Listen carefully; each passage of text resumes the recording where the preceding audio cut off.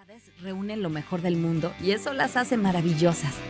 El tiempo, las distancias y los espacios no siempre están a nuestro favor. Cada minuto cuenta. Con Pase, el tiempo en la ciudad se torna tu aliado y la comodidad en tu mejor compañía.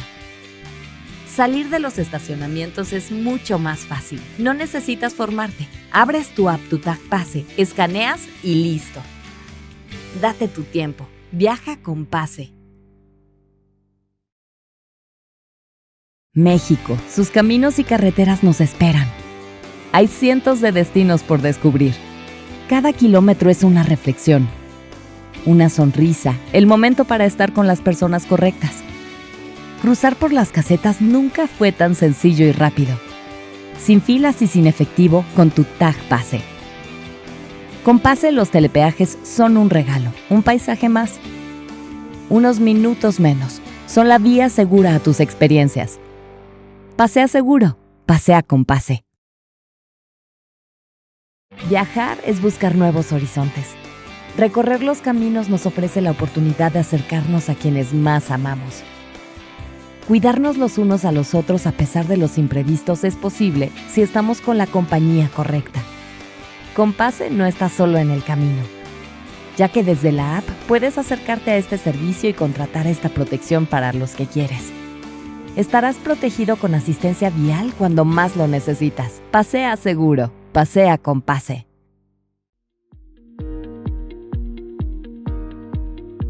Con el apoyo de la familia, con el apoyo de mis papás, de mis hijos, de mis hermanos, pues te van diciendo las palabras adecuadas, sientes el apoyo.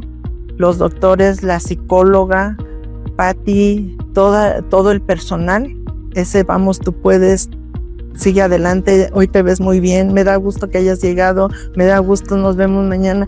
O sea, todo eso refuerza la autoestima y le da a uno la oportunidad de pensar, sí lo voy a lograr. Contar con el apoyo de la familia, que no te dejen, tampoco extremos, pero que estén ahí contigo y te estén diciendo lo que puedes hacer, alternativas y demás. Eso la verdad como que te ayuda mucho. Ves como que una luz en el camino.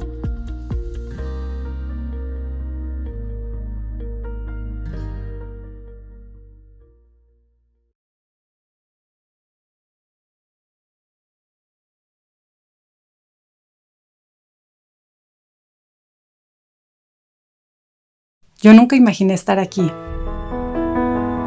Cuando el doctor te lo dice, no sabes cómo responder. Cuando me dijeron, cuando escuché las palabras, ¿tienes cáncer? Pues yo sentía que me iba a desmayar. Sientes que estás sola, que la ayuda no es suficiente. Jamás imaginé volver aquí, pero ahora como voluntaria. En el año 2000, el cáncer de mama se declaró un reto de salud pública. Entonces, supe que tenía que actuar. Así nació FUCAM, la primera fundación privada en México enfocada a brindar atención integral especializada en cáncer de mama.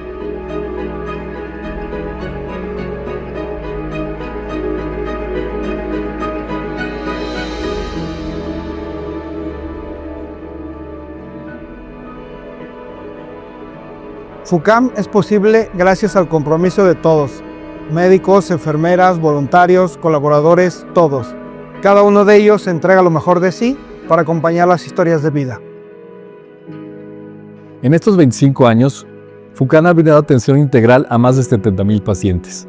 Cada una de ellas representa una historia que vale la pena contar. Llevamos nuestra misión a todos los rincones de este país. Gracias a los aliados tan comprometidos que tenemos, podemos tener mucho mayor alcance en cuanto a la detección oportuna. Nuestro trabajo en FUCAM no se detiene. En FUCAM no solamente sanamos cuerpos, sensibilizamos, investigamos, educamos y tejemos redes de apoyo que salvan vidas. Nuestro crecimiento es posible gracias al compromiso diario y al poder de nuestras alianzas.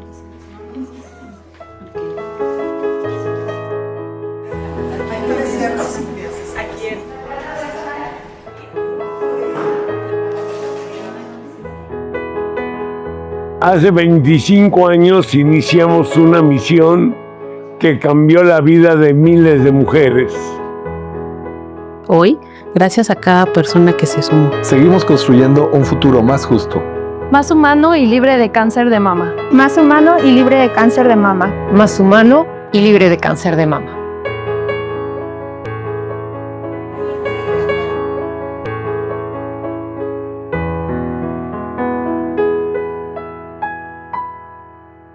Hagamos del cáncer de mama una enfermedad del pasado.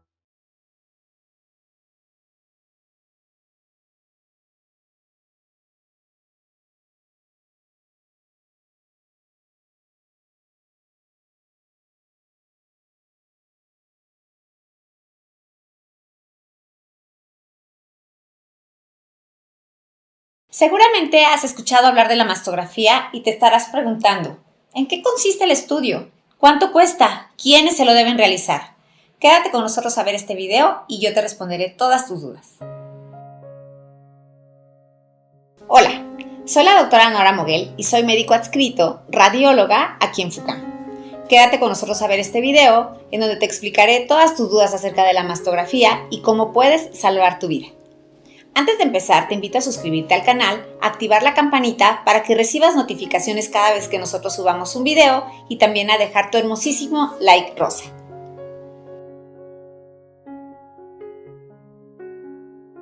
Una mastografía es un estudio que utiliza los rayos X y que consiste en la compresión de la glándula mamaria en 4 proyecciones, 2 para cada lado. Te voy a explicar cómo se realiza. Se realiza comprimiendo la mama una vez en sentido oblicuo y otra vez en sentido de arriba para abajo. Esta compresión, que es algo como muy básico, nos ayuda a detectar el cáncer de mama cuando todavía está muy pequeñito, cuando todavía no lo puedes palpar ni tú ni tu médico especialista. Es decir, el realizarte la mastografía puede detectar un cáncer cuando todavía hay muchísimas posibilidades y tratamientos por hacer. El objetivo principal de la mastografía es detectar el cáncer de mama cuando aún está muy pequeñito, es decir, cuando está en etapas tempranas. ¿Y esto en qué quiere decir? Que tenemos muchos más opciones de tratamiento menos agresivos, menos invasivos y nosotros podemos brindarte una mejor calidad de vida.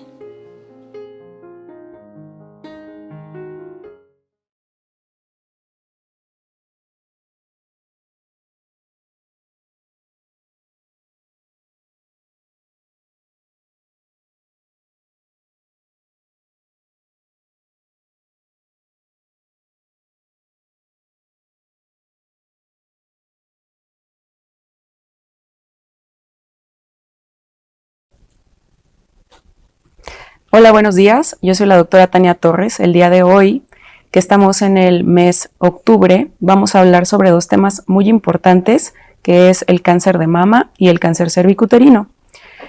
Soy ginecóloga oncóloga y estoy adscrita al servicio de ginecología de FUCAM.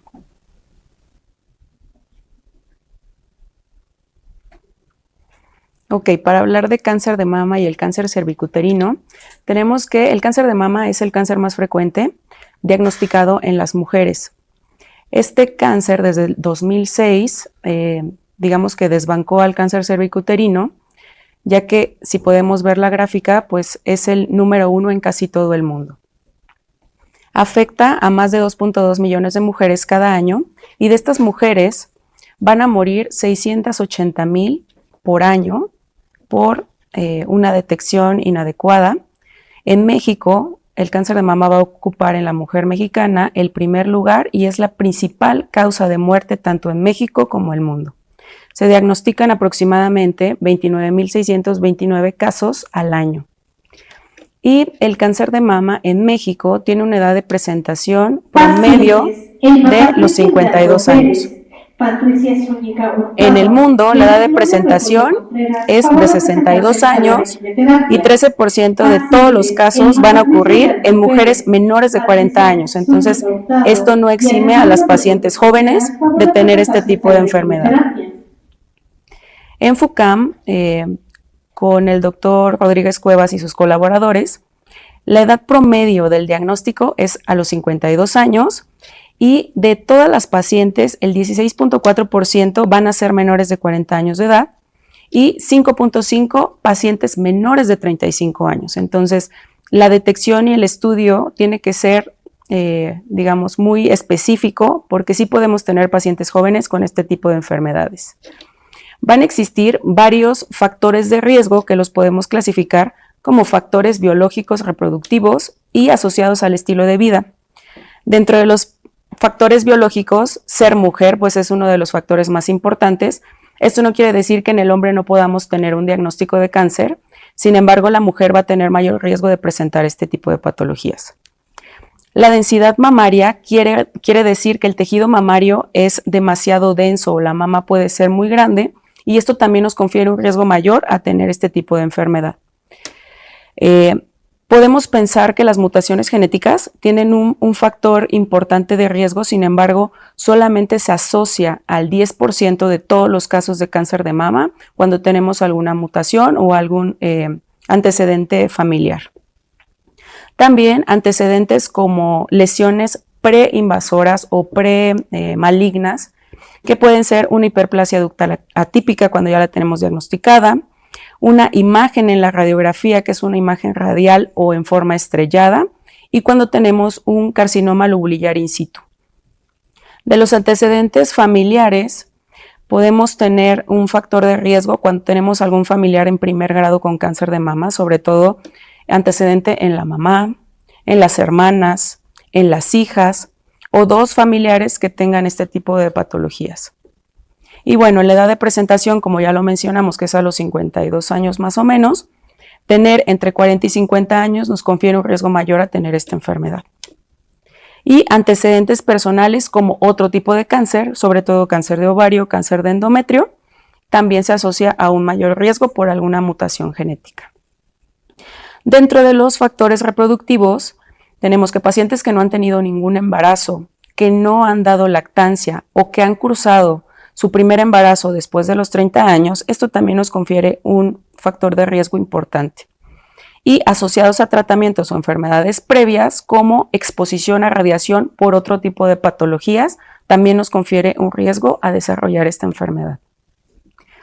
Relacionados con el estilo de vida, ahora pues que tenemos un incremento en pacientes obesas, en pacientes que no realizamos alguna actividad física, ser sedentario también nos confiere este riesgo, porque nos confiere enfermedades asociadas como diabetes e hipertensión. El tabaco está relacionado también a esta patología y el alcoholismo. Muy bien, las recomendaciones generales para tener una detección oportuna de esta patología, se describe que podemos o tenemos que hacer una autoexploración de la mama en pacientes mayores de 18 años. Es importante que de forma anual tengamos un examen clínico por un médico especialista. Esto se prefiere que sea en pacientes que tengan más de 25 años y cuando vamos a iniciar un tamizaje o un estudio con mastografía en pacientes de 40 años o más. Justo al cumplir 40 años es necesario iniciar con estos estudios para detección oportuna de la patología. También en pacientes que tenemos alguna alteración previo a esta edad, que son 40 años, también podemos o está indicado hacer un ultrasonido de control para poder caracterizar este tipo de lesiones. Bueno, aquí teníamos un video que lo podemos ver en el canal de YouTube de FUCAM, que nos orienta a cómo hacer una exploración o autoexploración de la mama. Se supone, tenemos que realizarla 7 días después de que terminamos nuestro periodo menstrual, es lo que se sugiere hacer para tener una mejor sensibilidad del tejido mamario y podemos hacerla tanto paradas como acostadas. Esta exploración se tiene que hacer con nuestros 3 dedos, y puede hacerse en sentido horario del reloj, tanto de afuera hacia adentro del pezón, en forma circular, no olvidando que tenemos que explorar adecuadamente la axila. También podemos hacer una presión en el pezón para descartar que exista alguna secreción, alguna sustancia que pueda salir del pezón y que nos oriente a que algo no está bien. Ok, ¿cuáles van a ser las pruebas de detección para el cáncer de mama? La prueba esencial, que es la que se tiene que hacer y no podemos saltárnosla o hacer un ultrasonido antes de hacerla, es la mastografía. La mastografía es el estudio de elección que nos va a detectar lesiones tempranas que ni siquiera la mano aún puede tocar. Entonces, tenemos la mastografía, el ultrasonido mamario, la resonancia magnética o también la mastografía contrastada. Vamos a explicar cada una de ellas. La mastografía, a pesar de que puede ser un poco molesta la toma, es el estudio ideal que nos puede detectar lesiones microscópicas y aquí tenemos las proyecciones que nosotros valoramos o visualizamos, que es la proyección craneocaudal o cefalocaudal y la oblicua mediolateral. Estas proyecciones, como podemos ver aquí, nos van a valorar tanto el tejido mamario como el área de la axila. Es muy importante valorar los ganglios axilares, ya que las células malas o las células cancerígenas es el primer lugar a donde pueden migrar, es a los ganglios axilares. Entonces, estos dos tipos de proyecciones nos van a dar una mejor orientación de cómo está el tejido mamario. El ultrasonido mamario, a diferencia de la mastografía, va a ser un estudio complementario. Complementa el estudio mastográfico, es útil para categorizar y diferenciar las lesiones, sobre todo las que son sólidas o quísticas. Y bueno, realizar una mastografía, un ultrasonido y el examen físico por el médico especialista nos va a dar una mejor especificidad y una mejor detección de alguna lesión sospechosa en la mama. La resonancia magnética y la mastografía contrastada van a ser estudios donde se utiliza contraste y esto para ver sobre todo la extensión de las lesiones o si existen algunos otros focos que estén cerca a la lesión inicial y que nos puedan ayudar a un mejor tratamiento, sobre todo quirúrgico. Ok, cuando nosotros hacemos un estudio de mastografía, ¿qué nos reporta el radiólogo o qué tenemos que ver en nuestro estudio cuando recibimos nuestro reporte? La mastografía nos va a valorar una clasificación que se llama BI-RADS y esta nos va a orientar o maneja números desde el 0 hasta el 6. Un BI-RADS 0 es un estudio que no va a ser concluyente. ¿Qué quiere decir eso? Hay mamas que suelen ser muy densas y que por la imagen no nos traducen ninguna lesión. Entonces, un BI-RADS 0 va a ser un estudio que necesita realizar algún estudio adicional, en este caso suele ser el ultrasonido mamario, y esto es para comparar los dos estudios y ver si, tanto en la mastografía, que no nos da mucha orientación, el ultrasonido nos puede traducir alguna lesión sospechosa. Un BI-RADS 1, 2 y 3 van a ser hallazgos benignos a los que se les tiene que dar seguimiento en caso del BI-RADS 1 y 2 de forma anual con este tipo de estudios y en un BI-RADS 3 se tiene que hacer de forma semestral. ¿Por qué? Porque tal vez yo estoy viendo un nódulo que no es altamente sospechoso, pero que en ese tiempo de 6 meses, que para eso tenemos que hacerlo en ese periodo de tiempo, puede cambiar, puede crecer o puede modificarse. Entonces, que en ese tiempo ya pueda hacer tal vez una clasificación mayor o incluso podemos bajarla a un BI-RADS 2 para que el estudio pueda ser de forma anual. Un BI-RADS 4 se va a dividir en ABC y este es el riesgo en porcentajes que tenemos de que esa lesión que yo estoy observando pueda ser maligna. Entonces, un BI-RADS 4 siempre tiene que realizarse una toma de biopsia para descartar alguna lesión maligna. Un BI-RADS 5 va a ser altamente sugestivo de un cáncer de mama y un BI-RADS 6 es cuando ya tenemos una biopsia que nos dice el patólogo, aquí ya hay un cáncer oculto. Muy bien, ¿cuáles van a ser las manifestaciones clínicas iniciales? En el cáncer de mama temprano suele ser, digamos, un hallazgo incidental en la mastografía y podemos no tener síntomas. Cuando empiezan las lesiones, sospechosas de un cáncer pueden ser macroscópicas y no generar ninguna alteración o ningún cambio, tanto en la piel o en la mama. Entonces, cuando ya tenemos, por ejemplo, un tumor palpable, eso quiere decir que la enfermedad ya no es algo, digamos, inicial. Puede ser ya algo que tenemos varios años con ella y lo primero es palpar un tumor. La mano puede palpar tumores de aproximadamente 1 centímetro o más. Esto quiere decir que pues algo pasó en la detección temprana, tanto en la mastografía o no se realizaron los estudios y pues ya estamos detectando a la palpación un tumor. Puede haber retracción en la piel, justo donde crece la lesión.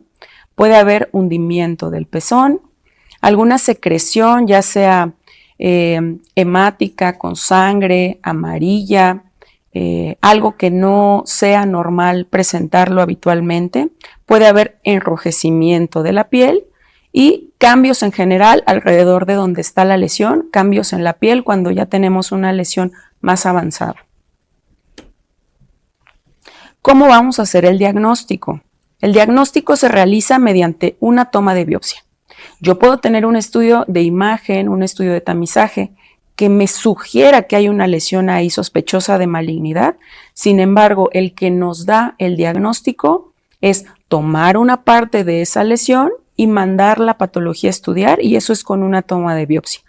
Normalmente lo hacemos con una aguja de corte, no tenemos que hacer muchas veces una incisión, sino más bien tomarla con la aguja, varias tomas o varios cortes de ese sitio, y eso que nos pueda orientar el patólogo a que existe algo anormal en ese tejido. También cuando las lesiones no son palpables, no podemos hacerlo solo en consultorio. Necesitamos que se realice guiado por un ultrasonido para estar, digamos, pues seguros de que estoy yo tomando una muestra de la lesión sospechosa. Ok, ¿y qué nos va a reportar el patólogo? Nos puede reportar que existe un carcinoma tanto ductal o lobulillar. ¿A qué se refiere esto? ¿Cuál es la célula que está dañada? Si la célula de los lobulillos que producen la leche cuando la mujer está lactando o de los conductos a su alrededor. Entonces, el cáncer con mayor frecuencia reportado es el carcinoma ductal infiltrante. También existe carcinoma lobulillar, pero este es, digamos, dentro de las características histológicas, pues el menos frecuente. Ahora, siempre mencionamos en la consulta que, como nosotros, el cáncer tiene nombre y apellido. Sabemos que puede ser un carcinoma, pero ¿cuál es el apellido del cáncer? Es los receptores hormonales o los receptores que tenga ese tejido, porque en base a eso es cómo se va a comportar la lesión y el tratamiento que necesitamos dar posterior al diagnóstico. Entonces, podemos tener un cáncer que exprese receptores hormonales, que es de los más frecuentes. Podemos tener un receptor que se llama HER2 positivo y el Ki67 que nos habla de cómo se está replicando la lesión o qué tan rápido lo vamos a encontrar de acuerdo al crecimiento. Y también existe un cáncer que se llama triple negativo, que no presenta ni receptores hormonales ni receptores para HER2. ¿Esto para qué nos va a servir? Para el tratamiento inicial de esa paciente.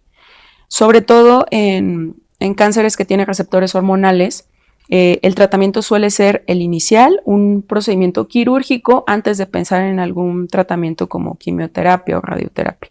Ahorita vamos a explicar eso más adelante. Y pues bueno, de acuerdo al tratamiento, tenemos que en cualquier institución especialista en este tipo de patologías, en tratar cáncer de mama, tiene que ser un equipo multidisciplinario. Muchas personas van a intervenir en este tipo de tratamientos, no nada más el cirujano. Entonces, para el tratamiento del cáncer de mama, la cirugía, tanto en la mama como en la axila, es esencial. Sí o sí, la mayoría de las pacientes terminan en un procedimiento quirúrgico, pero bueno, antes tenemos que ver si no tenemos que iniciar con un tratamiento por quimioterapia por el oncólogo médico, un tratamiento por radioterapia En las pacientes que tienen cánceres con receptores hormonales también damos algo que se llama hormonoterapia y la damos por 5 años. También participa mucho rehabilitación, ya que la cirugía, tanto en la mama como en la axila, nos puede limitar un poquito el movimiento del brazo afectado. Sí, con oncología, las pacientes que tienen este tipo de diagnósticos, se sugiere que también lleven algún tratamiento con el psicooncólogo, porque no nada más es una patología que afecta a la paciente, afecta su entorno, afecta a la familia, y con un adecuado seguimiento, tanto con el psicooncólogo como el tanatólogo, podemos tener un tratamiento más llevadero, tanto para la paciente como para las familias. Y pues bueno, del tipo de cirugías, tenemos varias cirugías que podemos, de las que podemos echar mano. Desde hace muchos años a la fecha hemos tratado de que la cirugía sea menos radical o menos cruenta para que la calidad de vida de la paciente no se vea tan afectada. Tener un procedimiento quirúrgico, incluso un procedimiento mutilante, pues es muy impactante para la calidad de vida de la paciente y de su familia.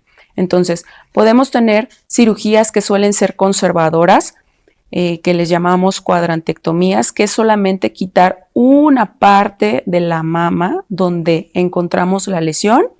Esto, como les mencioné en un momento previo, también tenemos que hacer un estudio de los ganglios de la axila. Entonces, podemos hacer una cirugía conservadora explorando también los ganglios de la axila, o hacer una mastectomía radical, que es quitar por completo toda la mama con la lesión, incluso pues valorar los ganglios axilares también.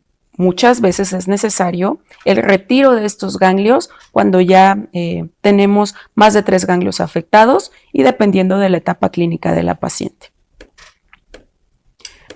También ahora tenemos ya en la mayoría de las instituciones, se ofrece una cirugía con cirugía plástica.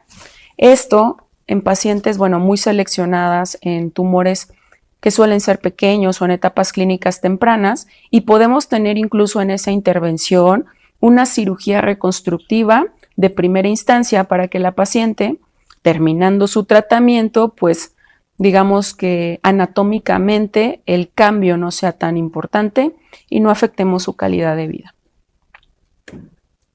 Y bueno, aquí la diferencia de una mastectomía radical, que pues sigue siendo un procedimiento donde el impacto visual para la paciente pues es importante. ¿Cuál es la importancia de hacer un diagnóstico en etapas tempranas?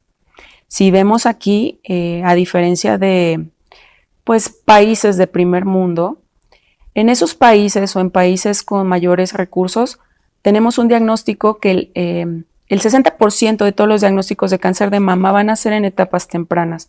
Entonces, por eso, hacer conciencia de que en México el 60%, o sea, la misma cantidad, se localiza en etapas localmente avanzadas. ¿Por qué? Tal vez porque no tenemos la conciencia de realizar los estudios de tamizaje de forma oportuna, y solamente un 30% se va a diagnosticar o se diagnostica en este tipo de etapas tempranas, cuando podemos ofrecer más tipos de tratamientos, incluso una sobrevida pues con mayores números. Y pues en números tenemos que si lo estamos diagnosticando en etapas localmente avanzadas, el 60% de estas, la sobrevida es totalmente diferente. De una sobrevida de a 5 años de un 80% de todas estas pacientes que se diagnostican, si lo detectáramos en etapas tempranas, pues casi el 100% a 5 años estarían vivas. Y pues esto también impacta en los costos, tanto de la institución como del bolsillo de la paciente y de su familia. Casi es el doble. Si nosotros diagnosticamos en etapas localmente avanzadas un cáncer de mama, pues veamos aquí los números, casi es el doble en cuanto al tratamiento que va a necesitar llevar esta paciente. Y pues bueno, las limitaciones que tenemos para este tipo de detecciones es principalmente el nivel educativo, aunque podemos tener pacientes que ahora son especialistas o que tienen una carrera y que también hace falta información de cuándo realizar este tipo de estudios de diagnóstico. También la deficiencia en programas de prevención y atención que no han sido todavía, digamos, pues no podemos tener tanta, o no tenemos el impacto que quisiéramos sobre la sociedad. También los servicios de salud, que muchas veces están saturados, y esto hace que los tiempos de espera en las consultas y los tiempos de espera para realizar un estudio pues sean prolongados. Y la falta de infraestructura en instituciones de salud pública, que cada vez pues existen más centros especializados en este tipo de diagnósticos, sin embargo pues falta todavía completar infraestructura en estas instituciones. Y pues bueno, para concluir el tema del cáncer de mama, es importante que sepamos la importancia que tiene realizar campañas de tamizaje. En FUCAM tenemos de forma continua este tipo de campañas para el diagnóstico temprano, ya que si tenemos un diagnóstico temprano, pues vamos a tener mayor sobrevida y los costos van a ser menores. Y pues bueno, tener accesibilidad y disponibilidad para este tipo de diagnósticos. Por ejemplo, aquí en la institución, si viene una paciente de primera vez, se trata de que ese día o en esa semana realizar el estudio de tamizaje que necesite para poder detectar este tipo de lesiones a tiempo. Y pues bueno, vamos a iniciar con el otro tema, que es pues igual de importante como el cáncer de mama, el cáncer cervicuterino. El cáncer cervicuterino ocupa el cuarto lugar en incidencia y mortalidad. Antes del 2006 era en México el que se diagnosticaba con mayor frecuencia. Incluso era el número 1 en México de incidencia y mortalidad, y ahora pues ya lo desbancó el cáncer de mama. El 85% de estas pacientes van a estar en países de bajos ingresos. El diagnóstico suele ocurrir sobre todo en etapas avanzadas, porque en una etapa temprana no vamos a tener ningún síntoma. Entonces, en etapas avanzadas, claro que ya nos va a avisar que hay algo que no está bien en el cuerpo, y pues es cuando se acude a las instituciones de salud. ¿Cuál es el principal factor etiológico o el que nos va a causar este tipo de patologías? Es el virus de papiloma humano. Por sus siglas, el VPH constituye pues el factor principal causal de esta patología, y tenemos que el virus de papiloma lo podemos dividir en virus de papiloma de alto riesgo o de bajo riesgo para generar cáncer. Los de alto riesgo, como lo podemos observar, los más frecuentes van a ser el 16 y el 18, y también va a haber un pool de alto riesgo que va a incluir cierto tipo de virus que nos van a generar o que son más frecuentes que nos den este tipo de patologías. Los virus de bajo riesgo, por lo regular, lo que nos van a ocasionar van a ser lesiones condilomatosas o verrugas genitales, tanto en la región genital, en la vulva, en la vagina, en el cuello, en la cavidad oral. Y pues bueno, ¿cómo vamos a hacer nosotros este diagnóstico? Yo creo que todos han escuchado que uno de las principales herramientas que tenemos es el Papá Nicolau, o que le llamamos también citología cervical. Esta se decide realizar o se indica realizar de preferencia 6 meses después de haber iniciado nuestra vida sexual, a la edad que sea. ¿Por qué? Porque este es un estudio que nos va a barrer las células del cuello para que el patólogo nos pueda orientar si existe alguna lesión que ya el virus causó en nuestro cuerpo. También tenemos la colposcopía, que a diferencia del Papá Nicolau, la colposcopía es un estudio donde se va a magnificar la estructura del cuello. Nosotros podemos observarlo en el consultorio e incluso la paciente también lo puede ver. Vamos a magnificar el cuello en una pantalla y vamos a aplicar unas soluciones que nos van a orientar si existe alguna lesión que el virus ya haya causado en este sitio. De acuerdo a las guías, solamente está indicado hacer una colposcopía cuando tenemos un Papá Nicolau anormal. Sin embargo, el Papá Nicolau pasa por muchos pasos. Depende mucho de dónde se tome la muestra, con qué tomemos la muestra, cómo se fije la muestra en la laminilla, porque si vemos aquí puede ser en una laminilla o en base líquida, cómo se transporte, cuándo la ve el patólogo. Entonces, esto va a ser muy importante porque podemos perder pasos que nos van a orientar a si existe una lesión en el cuello o no. Entonces, hemos visto pacientes que tienen papanicolaos normales y que sí en colposcopía presentan una lesión. Por eso suele ser un estudio complementario. Ya que observamos nosotros una lesión en el cuello con una colposcopía, ¿cómo lo vamos a corroborar? Con una toma de biopsia. Esa biopsia se realiza con una pinza específica que va a tomar un tejido mayor para que el patólogo nos oriente qué tipo de lesión es. En el cuello solo podemos tener dos tipos de lesiones. Lesiones de bajo grado, que son lesiones iniciales, y lesiones de alto grado, que prácticamente ya estamos a un pasito de tener un cáncer cervicuterino. Entonces, este tipo de estudios nos va a detectar lesiones, a diferencia de lo que vemos aquí, que se llama PCR para virus de papiloma humano, que es una prueba muy sensible para detectar el virus en el cuerpo. O sea, yo puedo tener el virus sin tener una lesión en mi cuello, sí se puede. Y puedo no tener el virus y prácticamente pues el riesgo de que yo tenga una lesión pues va a ser prácticamente de cero. ¿Cuál va a ser el cuadro clínico o los síntomas que vamos a tener? En etapas tempranas, como ya lo mencioné, es frecuente no tener ningún síntoma. Tal vez podemos tener algún aumento en la secreción del moco, un poco más de flujo, pero esto, va a ser prácticamente algo que podemos encontrar también cuando no tenemos ninguna lesión.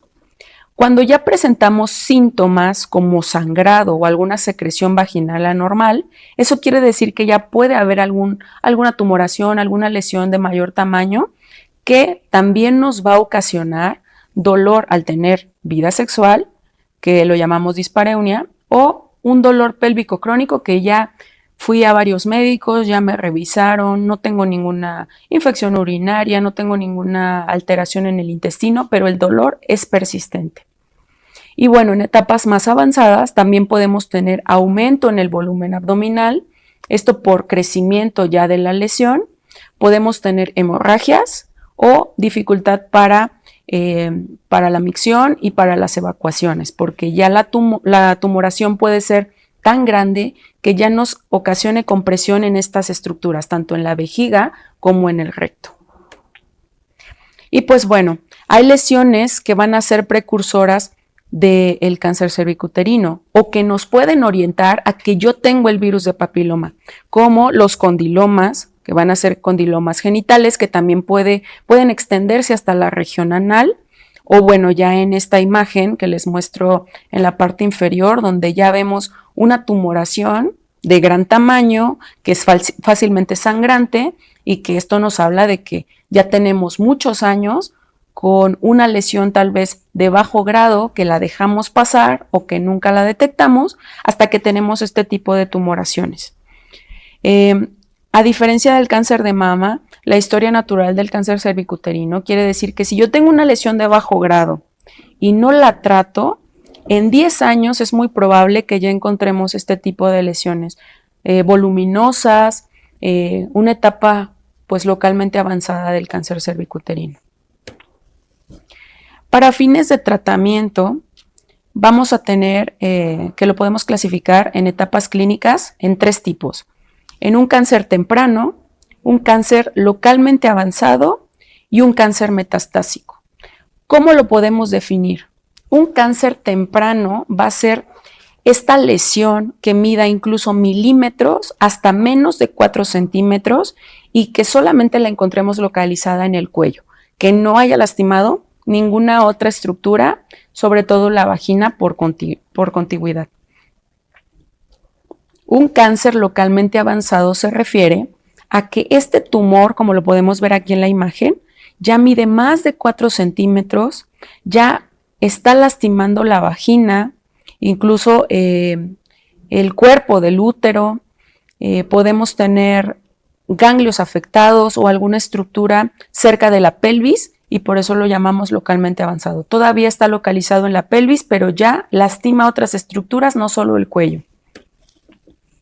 Y un cáncer cervicuterino metastásico quiere decir que este tumor ya me afectó la vejiga, la mucosa del recto o incluso que ya salió de la pelvis.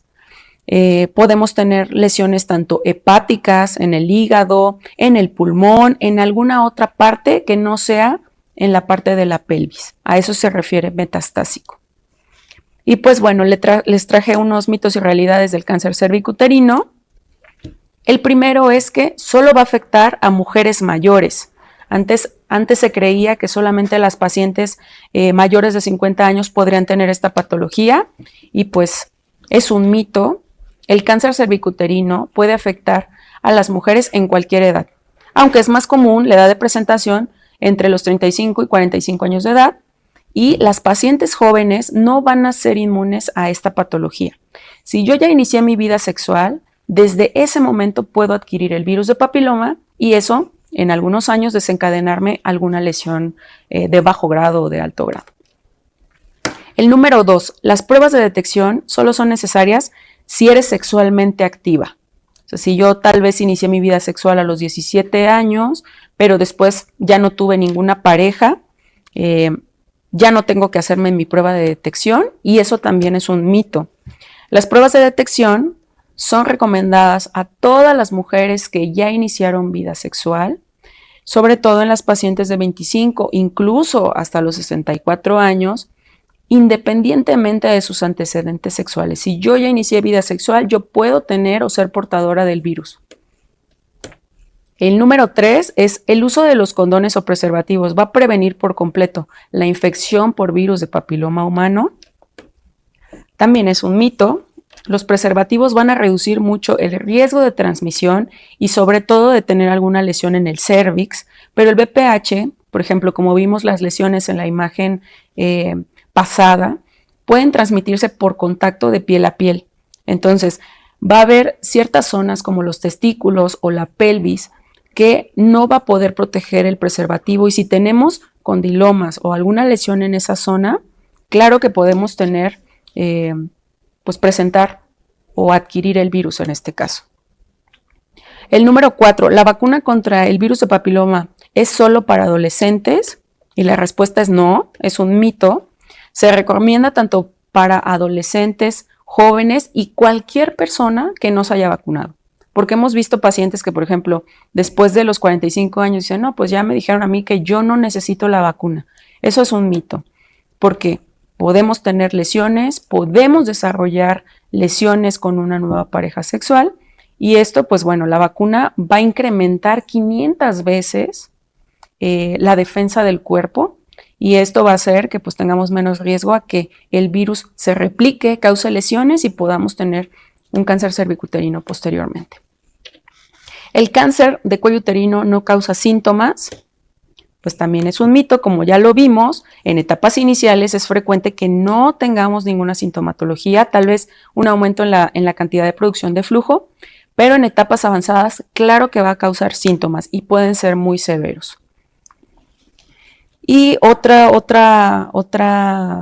mito que tenemos aquí es que el cáncer cervicuterino no se puede prevenir y pues tenemos que es de los cánceres más prevenibles que existe. Se puede reducir el riesgo de su presentación tanto con la vacunación, realizando el Papá Nicolau, que por su accesibilidad es una de las técnicas que aún seguimos ocupando con mayor frecuencia y pues bueno, reducir la ingesta o el fumar va a prevenir que las células no se dañen y que tengamos menos riesgo de que el virus se meta en las células y empiece a causar lesiones. Entonces, en la farmacéutica pues se han implementado varios tipos de vacunas.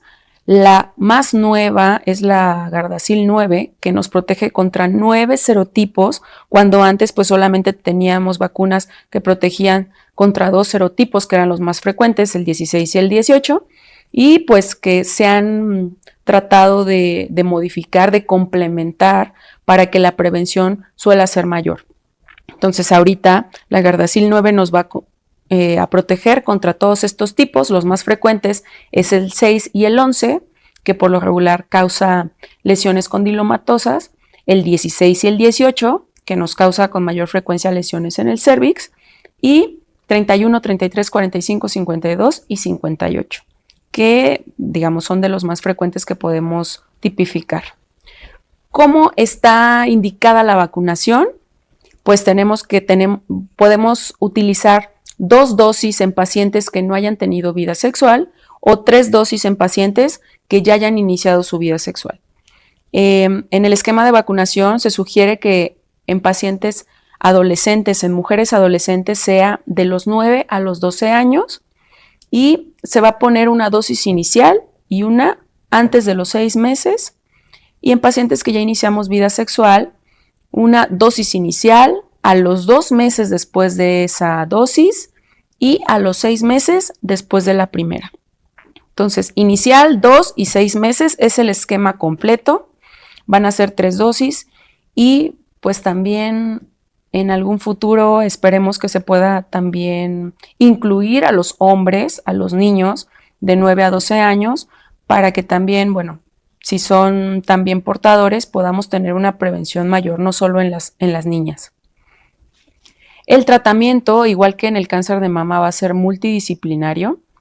En pacientes con etapas tempranas o clínicas tempranas, la cirugía va a ser el tratamiento de elección, y en etapas localmente avanzadas o metastásicas vamos a iniciar con un tratamiento de quimioterapia y radioterapia. Eso va a ser, digamos que la piedra angular del tratamiento, y muchas veces estas pacientes, dependiendo del tipo histológico del cáncer, ya no requieren una cirugía posterior.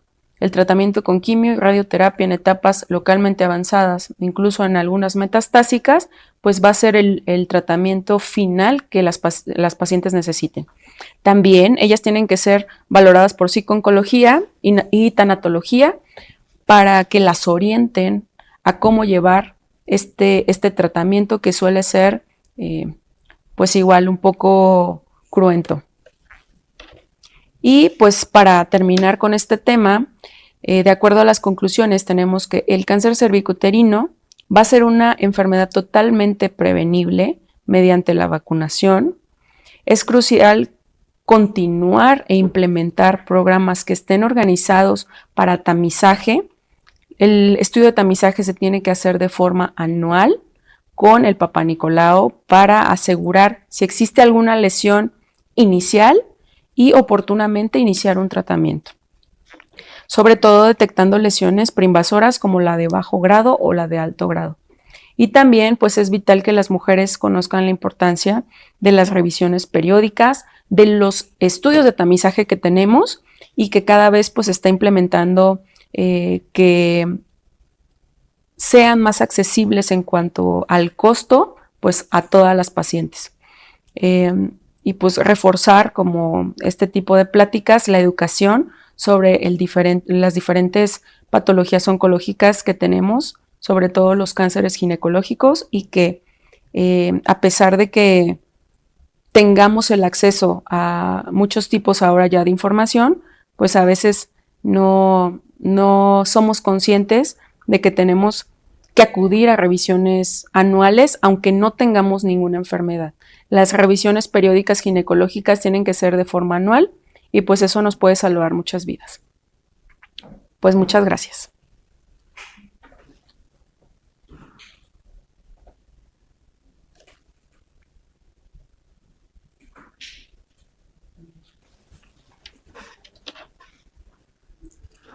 Buenos días, doctora.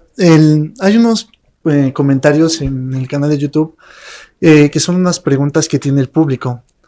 La primera es, ¿se puede hacer el ultrasonido en lugar de la mastografía?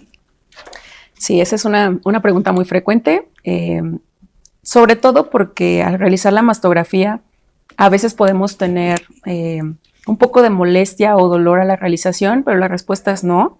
Se sugiere que la mastografía se haga a pesar de que hagamos después un ultrasonido, porque es el único estudio que nos va a detectar lesiones microscópicas que ni siquiera la mano puede tocar. Entonces, las lesiones que que podemos observar en la mastografía no se van a ver por ultrasonido. Ok, muchas gracias. Otra pregunta es, a una persona le dicen que el Papá Nicolau no es necesario hacerlo después de los 60 años. ¿Esto es real? No, puede ser que a los 60 años la paciente ya no tenga vida sexual, pero desde la primera relación sexual podemos adquirir el virus de papiloma y esto generar en muchos años una lesión en el cuello que si a partir de los 64 años y la paciente todavía es funcional, realiza sus actividades normales, no tiene ninguna limitación, por ejemplo, que sea una paciente que esté en cama o que tenga, pues sí, que ya no se movilice, es necesario hacer el Papá Nicolau sí o sí. Ok, doctora. Por último, esta pregunta. ¿En dónde podemos acudir para vacunarnos contra el VPH?